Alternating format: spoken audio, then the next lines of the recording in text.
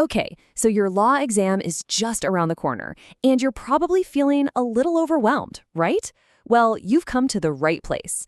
In just the next few minutes, we're going to break down a really simple tool that will absolutely change the game for your exam answers. You know that feeling, don't you? You're staring at a blank exam paper, the clock is just ticking away.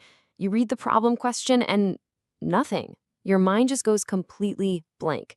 It is such a horrible feeling, that panic, when you have no idea where to even start. But here's the thing, and this is really important. It's probably not because you don't know the law. I mean, you've put in the work. You've gone to the lectures, you've done the reading. The real issue, the thing that's holding you back, isn't your knowledge. It's your structure.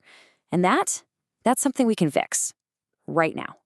So what you need is a secret weapon. Yeah, a simple but really powerful framework that just cuts right through all that confusion. It gives your answer the exact kind of structure that examiners are literally looking for. It's a method that helps you organize your thoughts, and this is the best part, it helps you earn those crucial marks. And that weapon, it's called IRAC.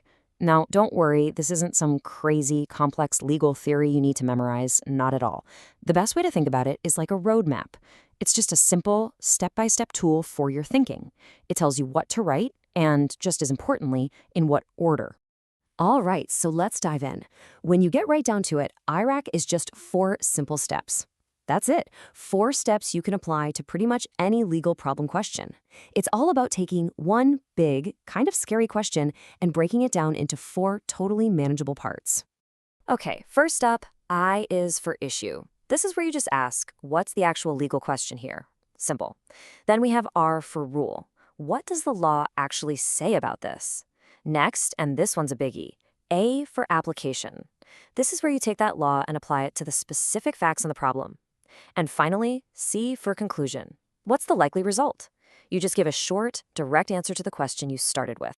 Now, this next part is the golden rule of IRAC. I mean it. This is non-negotiable. The real magic of this whole system is in the sequence. You have to follow it precisely. Don't skip steps. Don't mix them up. You can't just jump from the issue to the conclusion, and you definitely can't mix up your legal rules with your application. Just follow the steps, one at a time. That discipline is what gets you the points. Okay, so how about we make this even easier? Let's look at some simple plug-and-play templates. Think of these as sentence starters you can just drop right into your exam answer to make sure you're hitting every single part of that IRAC structure perfectly. So for that first step, the issue, you can just start with this phrase. The issue is whether, and then you just state the legal question. So, for example, whether a valid contract was formed. Boom. That one simple sentence immediately tells the examiner, hey, I get what this question is about. All right, next up, the rule. You can kick this section off with something like, under UK contract law, or maybe, the law requires.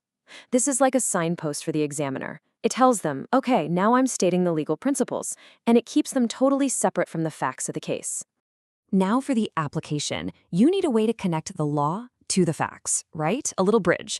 Phrases like, in this case, or this suggests that, are absolutely perfect for this. Using them shows you're not just listing facts, you're actively analyzing the scenario and using those facts to build your argument. And last but not least, your conclusion. The key here, keep it short and sweet. Start with, therefore it is likely that, and then just give a direct answer to the question from your issue step. That's it. No new arguments, no waffling, just a clear, logical result based on your analysis.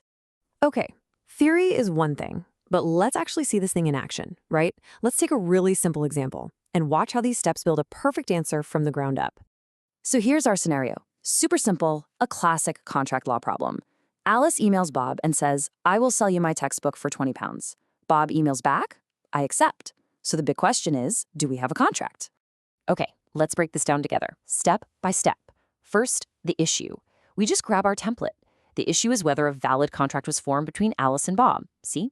Clean, simple. The examiner knows exactly what you're solving. Now, the rule. We just state the law. Under UK contract law, a binding contract requires a clear offer and a corresponding acceptance. No fluff, just the rule. Okay, now for the application. This is where the magic happens. We connect that rule to our facts. In this case, Alice made a clear offer. Bob's reply is a direct acceptance. You see how we're linking the law directly to what happened in the story? This is you thinking like a lawyer. And finally, the conclusion. Therefore, it is likely that a binding contract exists.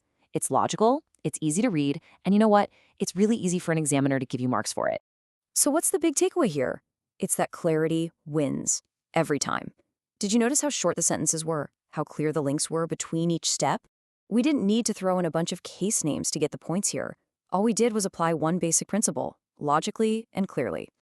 All right, let's wrap this up with a quick exam survival guide. Just think of these as your final little confidence boosters before you head into that exam.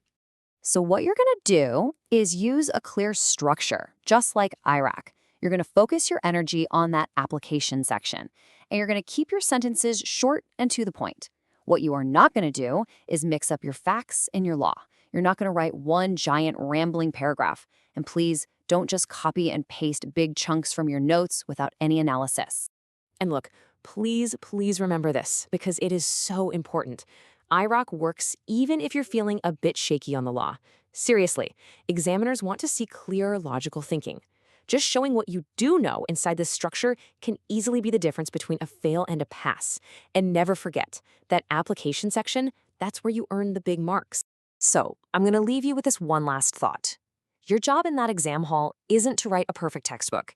It's just to make it easy for the examiner to give you marks. That's it. If they can follow your steps, you can pass. You've totally got this. Good luck.